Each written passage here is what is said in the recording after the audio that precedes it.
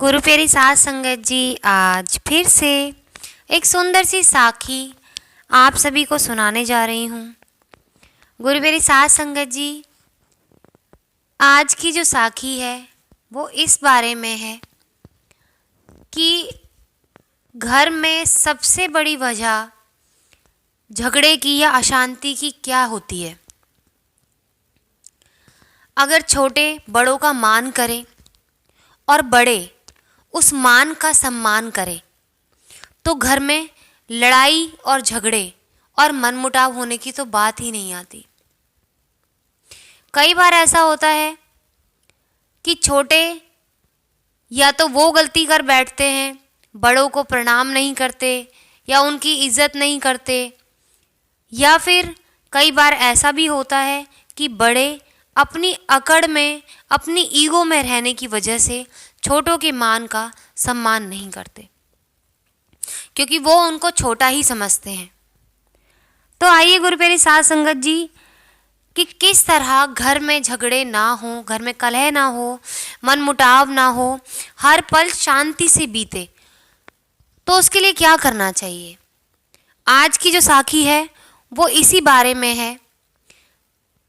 तो आइए गुरु प्यारी साध संगत जी सुनते हैं आज की सुंदर सी साखी।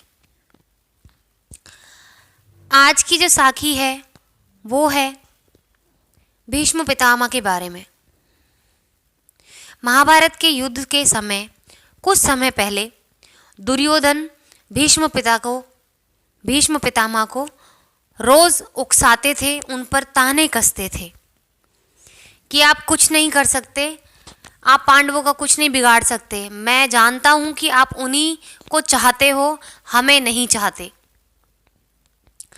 इन तानों से तंग आके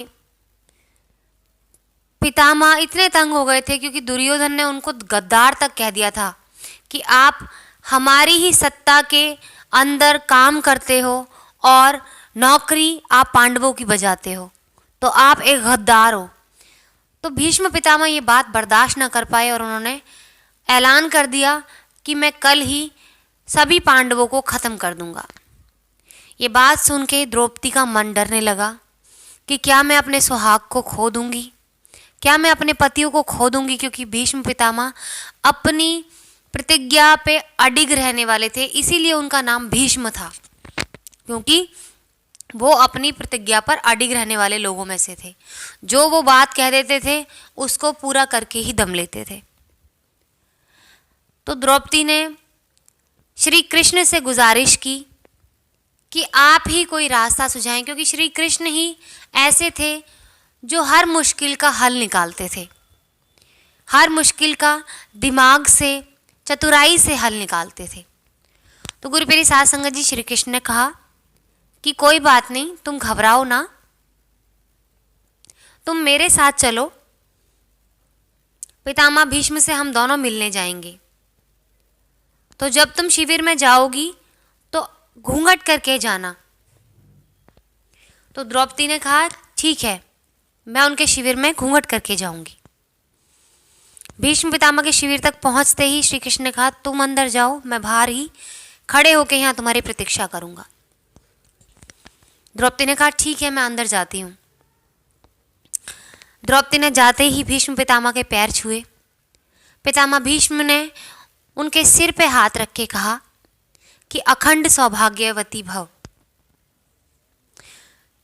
तो जब द्रौपदी ने उनका शुक्रिया अदा किया और अपने चेहरे से पर्दा हटाया तो भीष्म पितामह मुस्कुराने लगे। उन्होंने कहा ये पक्का है कि तुम अकेले नहीं आई हो, मेरे एक वचन को दूसरे वचन से कटवाने वाला कोई एक ऐसा इंसान है जो तुम्हारे साथ आया है। कौन है वो? द्रौपदी ने कहा श्री कृष्ण आए हैं मेरे साथ। तो पितामह भीष्म ने कहा मुझे शक था, क्योंकि उन्हीं में इतना दिमाग है, चतुराई है, ताकत है इतनी कि मेरे एक वचन को मेरे दूसरे वचन से कटवा सके। तो मुझे मिलाने ले चलो। द्रौपदी श्री कृष्ण से भीष्म पितामह को मिलाने ले चली। और जब भीष्म पितामह ने हाथ जोड़ के श्री कृष्ण से कहा कि आपने जब मेरे वचन को कटवा ही दिया है तो मेरे पहले वचन का कोई अर्थ नहीं है, क्योंकि मैं जब द्रौपदी को कह ही चुका हूँ कि अखंड सौभाग्यवती भव, तो मैं उसके खुद के भाग्य को कैसे उजाड़ सकता हूँ, उसके पतियों को मार ही नहीं सकता।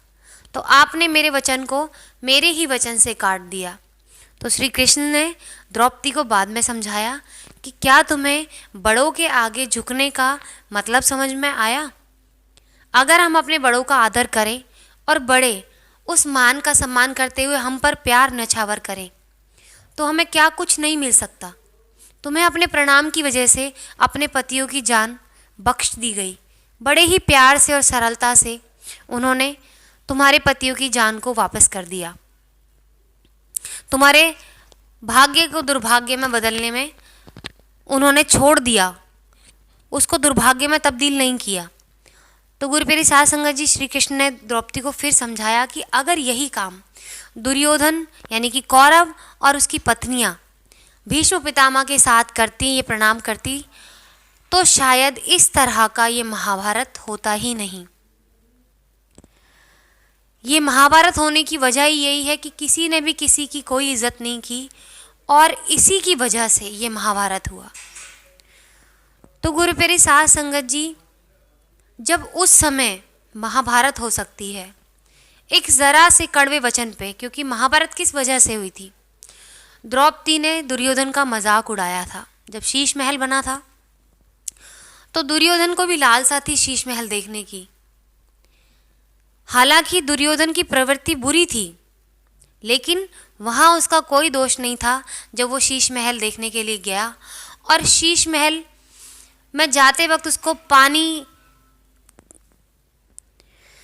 ज़मीन की तरह लगा और ज़मीन पानी की तरह।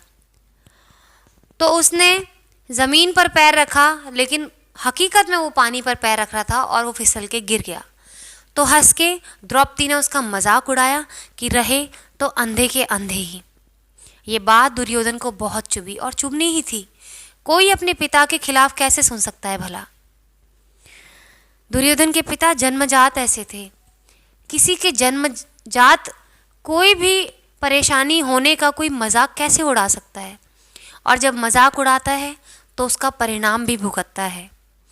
लेकिन दुर्योधन ने उसके जवाब में पाप कर बैठा और वो पाप इतना बढ़ गया कि महाभारत छिड़ गया। तो गुरु प्यारी साध संगत जी, हमारे घरों में भी ऐसा ही होता है। छोटे कई बार बड़ों को जवाब दे देते हैं, बड़ों के मन में कई बार मन मुटाव आ जाता है और वो दूरियां बढ़ती जाती हैं।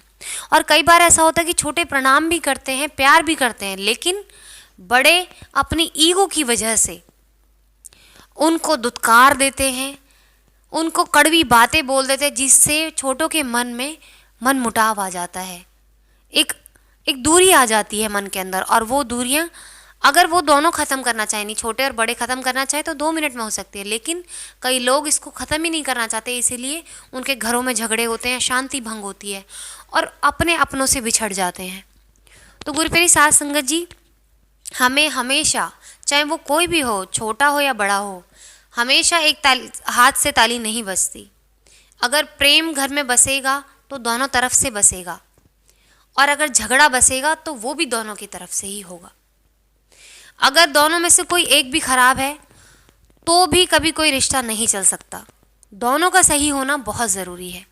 तो गुरु प्यारी साध संगत जी, अपने बड़ों का सम्मान करें, अपने छोटों के मान का भी सम्मान करें। ये बराबरी का दर्जा देकर चलें इज़्ज़त को दोनों की, क्योंकि इज़्ज़त छोटी या बड़ी नहीं होती, सबकी बराबर होती है। प्यार सबके लिए बराबर होना चाहिए। तो गुरु प्यारी साध संगत जी, आज इसी के साथ इस सुंदर सी साखी को यहीं समाप्त करना चाहूँगी। मिलती हूँ आपसे अपनी अगली वीडियो में नई साखी के साथ। तब तक के लिए सिमरन करते रहें, निस्वार्थ रहें।